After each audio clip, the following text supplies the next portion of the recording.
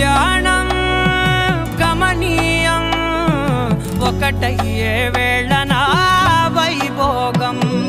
కళ్యాణం గమనీయం ఈ రెండు మనసులే రమణీయం.